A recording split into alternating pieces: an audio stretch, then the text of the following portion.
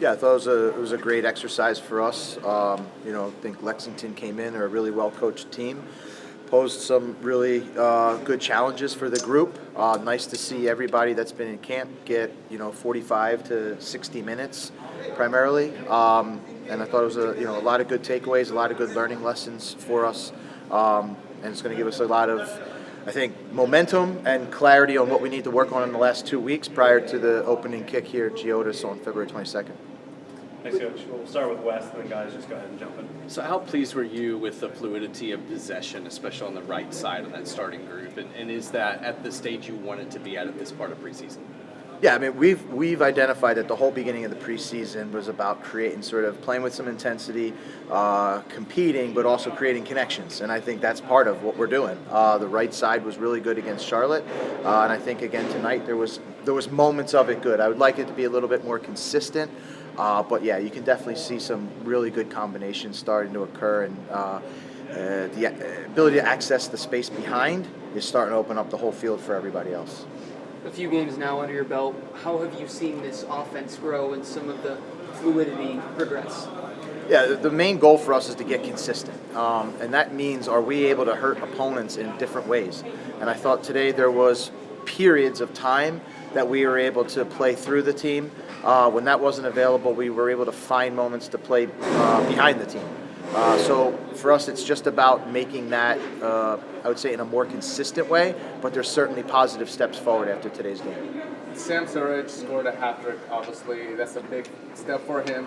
I know you talk about the collective and how the team performs in general, but how important is it for a player like him to get going early on before the season even starts? Yeah, of course. I mean, in our sport, finding the back of the net builds confidence. So I was really happy for Sam to be able to do that. 2 of them come off free kicks. Attacking set pieces is something that we've been really emphasizing. Assistant coach John Bayo's been, I would say, studying it all offseason to get to this point, to earn free kicks and corner kicks and those things.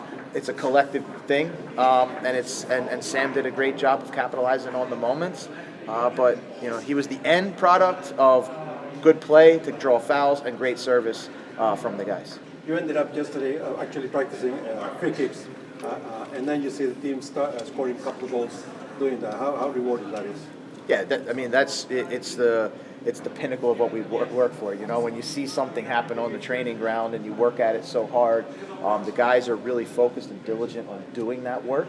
And again, it's a point of emphasis in our camp now, but it's a point of emphasis for our season. We think that could be the players that we have, we think that could be something that can be an advantage for us. And so to see it, sort of proof out on the field come to life, it's certainly rewarding for the players to know that their hard work is paying off. BJ, you put emphasis on building out of the back throughout this week. Anything that stuck out to you today? Your side going to put together a good bit out of the back, or anything you didn't like or dislike out of that? First and foremost, building out of the back, you need to be brave.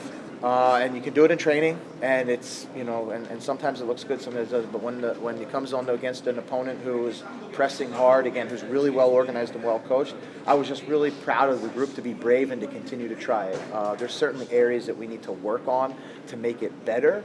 But first and foremost is just having the courage to go out and do it and be calm while performing it. And I felt those are 2 big takeaways from our building up that we were able to take away. In the second 45, a lot of the younger guys got their turn and playing out there. Any of them stick out to you in particular?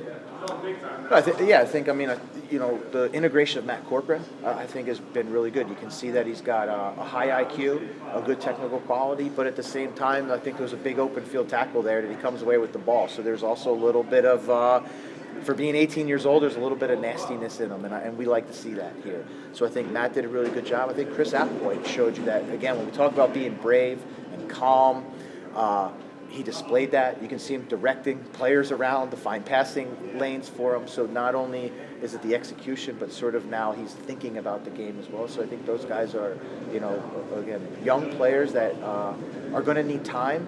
And what you saw them is get a nice extended run today and some bright spots from them. And it's a small sample size, but do they give you some reassurance when it comes to depth on this roster? Yeah, the MLS season's a long season. You know, you're going to call on a lot of guys, and so you know we want to make sure that we have the depth that we need. We're going to continue to give these guys chances to play, and you know we know we're going to call on them at some point, and most of the time you don't know when. And so to have that confidence that they'll be ready tonight was a step forward. BJ, you know, I haven't asked a ton about goalies this week, but you know, what do you look for in a game like this where you know you have so much of the ball from your goalies? I guess what do you make of just kind of the competition, kind of some of the young guys you have behind Joe Willis, especially you know Brian today with his penalty save? Yeah, so I mean, I think what you saw today was it's a team when we're controlling the ball, the goalkeeper has to remain focused, and he's going to get called on. So each goalkeeper today made a big play, and that's what we like to see. Again, we want to have competition in this group. I think there's competition at that position, but at the same time, Joe comes up with a big save at the end of that 45 minutes. It's almost like a double save, and then Xavier comes up with a big point-blank save where he has to make a dive, and then Brian makes the penalty save. So I think that's what you want. You know, the goalkeepers have to basically. I always say they're first and foremost. Their job is to keep the ball out of the net.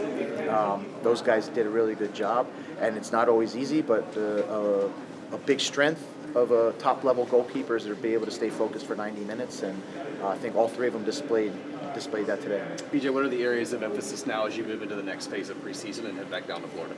Yeah, I would say the point of emphasis for us is we know the games are won inside the penalty box. Maybe it sounds a bit obvious, but we talk about with the ball, it's controlled in build-up and it's controlled in mid-block, but you win games by defending your penalty box well and by, I would say, creating and executing goal-scoring chances. So I think for the next 2 weeks for us, there's going to be a lot of time spent in both boxes and building upon sort of the defending and attacking set pieces. You can throw them in because they pretty much I would say have a direct link to the penalty boxes, but we're going to focus there because we know that's where the games are won, and when we get down to February 22nd, that's when it starts. BJ, I wanted to ask about Jacob Shaffelburg. Before you got here, he was pretty much just an exclusive kind of out-and-out winger. And it felt like last year he was inverted on the right, and now he's kind of playing in that two-man front line, I guess you could call it. What have you made of his performance, and kind of what do you view his role this year? Yeah, Jacob's had a tremendous camp. I would say first and foremost is his dedication to the game, whether it's off the field and studying the game, studying the tactics, putting the time in the weight room is a testament to how much he's worked hard, how hard he's worked to get himself. He's having a great camp. Personally, he's taken on. He wants to be more of a leader in this group, and he's showing that. And then he's a menace running behind the back line. But if we're trying to make him more unpredictable. So if he can also come in the pocket, receive the ball, and run on the dribble at the back line, people have to respect that. And I think you saw him doing some of that. And then it's clear it's an elite ability to run behind the back line. That's going to be his role. As simple as it is, I think it's our job to put him in situations to be the best version of himself, and I think that's who he is. Joe Willis was telling us that it's been plenty of work that you've been doing in the classroom with them. How much of that do you see put together here in the game today? Yeah, again, I think we stress principles.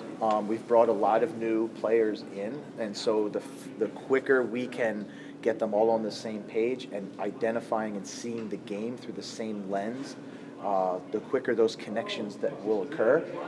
And it can't all happen on the field every day. So we have to spend time in the classroom. We have to spend time watching the video and doing that. And these guys have been tremendous, again, with their approach as true professionals, which is on and off the field, putting in the work. And I think you can see some of that. Those connections are coming, and we're able to integrate players as quick as we can.